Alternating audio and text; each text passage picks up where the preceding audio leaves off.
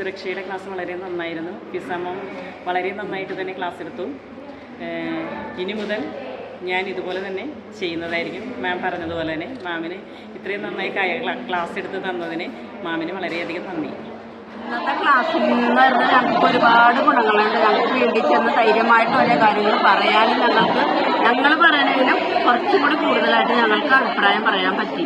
എന്താണെന്ന് വെച്ച് കഴിഞ്ഞാൽ ഫീൽഡിൽ കുറേ കാര്യങ്ങൾ ഇതോടുകൂടി ഞങ്ങൾക്ക് പറയാനുള്ള ഒരു എനർജിക്ക് കിട്ടി.